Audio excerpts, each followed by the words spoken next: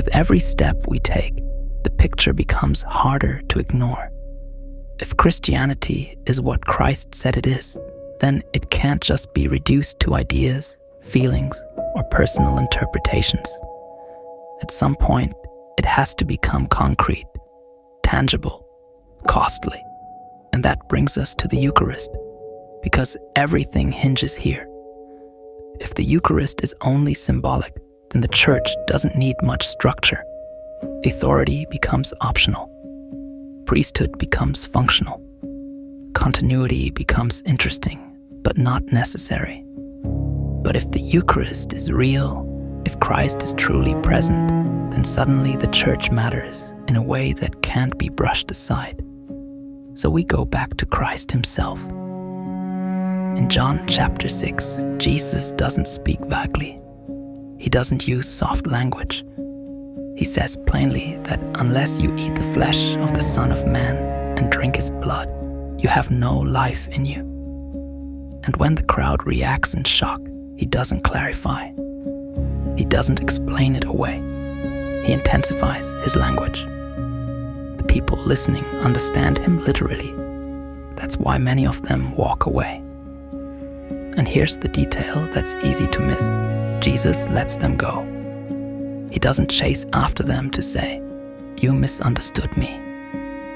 He doesn't correct the interpretation. He allows the offense to stand. Then he turns to his disciples and asks if they want to leave too. If this were metaphor, that moment would have demanded clarification. Instead, it demands commitment. Now move to the Last Supper. Jesus takes bread and wine and says, "This is my body. This is my blood."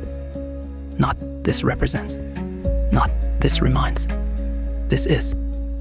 And the disciples don't argue, because by now they know how Jesus speaks. They've already heard this teaching. This isn't new.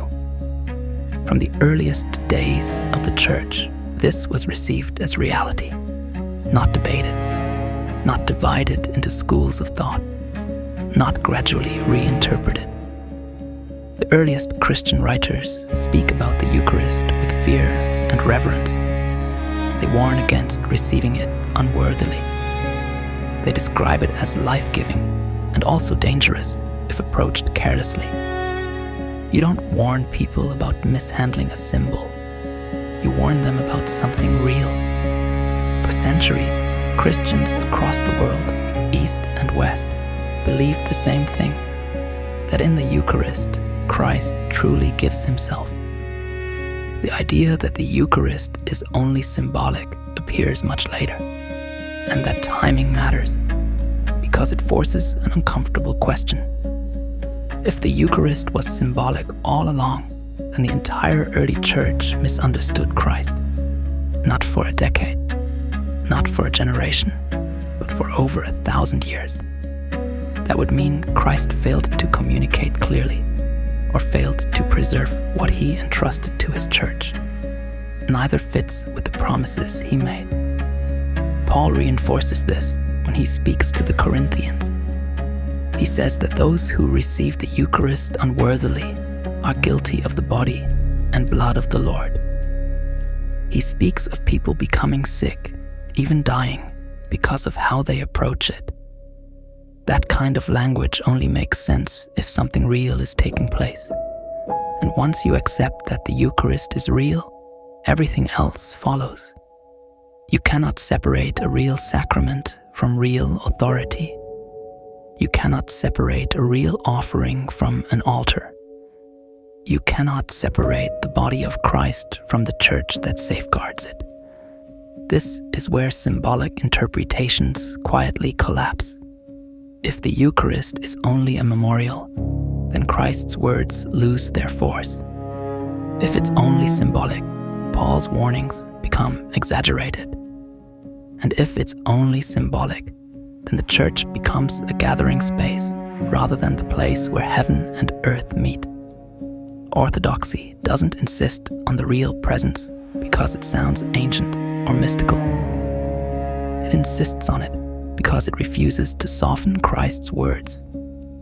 The divine liturgy doesn't recreate Christ's sacrifice. It enters into it. The offering isn't repeated, it's made present. That's why the altar matters. That's why priesthood matters. That's why continuity matters. Because something real is happening. Not emotionally real, but ontologically real. So the question isn't whether symbolic communion can be meaningful. Of course it can. The real question is whether meaning is all Christ intended to give. If he offered more than memory, if he offered himself, then settling for symbolism isn't humility, it's reduction. And if Christ truly gives himself in the Eucharist, then the church that preserves that gift is not optional. It becomes essential. So again, it comes down to a simple question. Did Christ mean what he said? And if he did, where's that gift still being given? Without dilution, without reinterpretation, without apology?